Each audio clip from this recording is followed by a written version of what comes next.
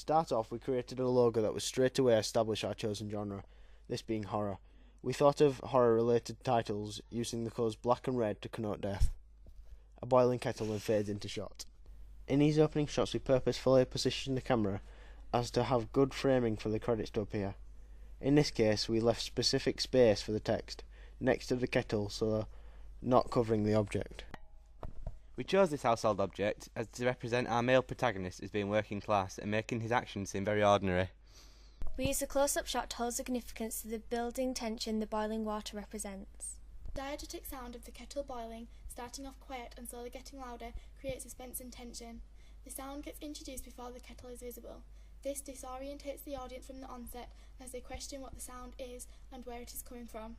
The boiling sound could have connotations of hell linking to the horror genre. Here we had intentions to hide text behind the male protagonist, as for when he moved from the hidden text it would suddenly be in shot. We thought this would be effective as it could hint to the audience that something, for example a monster, could unexpectedly appear. This is an action that regularly occurs in the horror genre.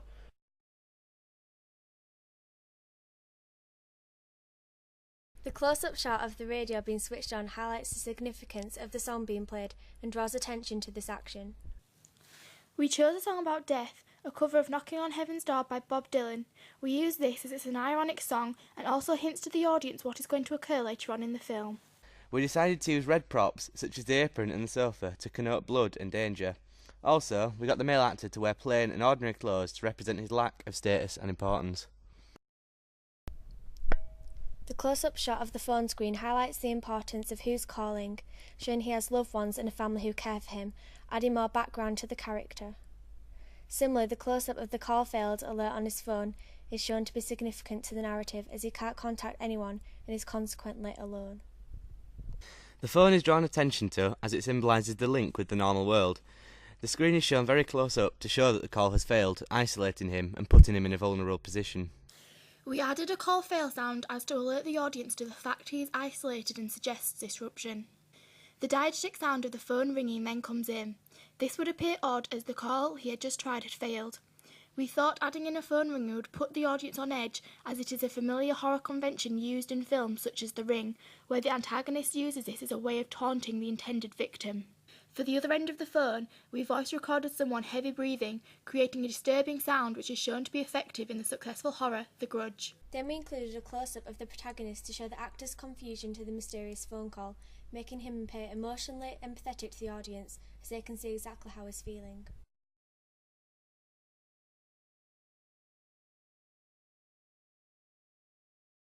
We used tracking shots to allow the actor to move around the room whilst also emphasising that he is the protagonist. It also shows that the narrative is from his point of view by the camera following him rather than the actor walking into the shot.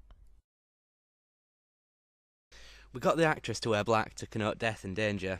Black can also symbolise emptiness. She was made to act vacant but slightly aggressive to make her seem like a ghost or demon. Here we use a classic mirror shot which is a typical horror convention and is used in many horror films. However, this time the protagonist does not see the girl and she disappears when he looks in the mirror for the second time. The girl is only revealed to the audience, heightening the suspense and thrill in the opening and making the audience jump, raising their adrenaline and keeping them in a perpetual state of uncertainty, as all good horrors should. For this shot we thought it would be a good idea to add some sound in the background, this being the radio crackling. We thought this would be effective as it would be unnerving for the audience.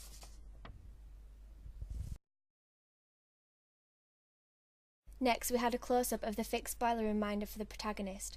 We added this to ensure the narrative made sense, as the protagonist had to have a clear reason as to why he should suddenly want to go looking at the boiler. The close-up shot ensures this piece of mise-en-scène is not overlooked. Non-diegetic sound now comes in as the actor is descending the stairs. This music adds to the tension the audience will be feeling and suggests to them that something terrible is going to happen once the protagonist has walked through the door. As the actor walks down the stairs, we have used the angle shot to imply his inferiority and vulnerability. The fact he is descending down the stairs into the boiler room also holds connotations of someone descending into hell, implying that something bad will happen in this room. The fact the protagonist has to go down the stairs to the boiler room hints that this is where the action is going to occur, and this is symbolised in many other horrors, such as the Blair Witch Project, where they have to go into the cellar. The mid-shot of the protagonist entering the boiler room was framed so that the danger sign is clearly visible to the audience. This is ironic due to the fact that he is actually in danger, heightening the feeling of suspense. As the protagonist walks in, the entire boiler room connotes that something is about to happen, as it's all dark to start with, and as the lights are switched on, all the audience will see is that the room appears empty and gritty.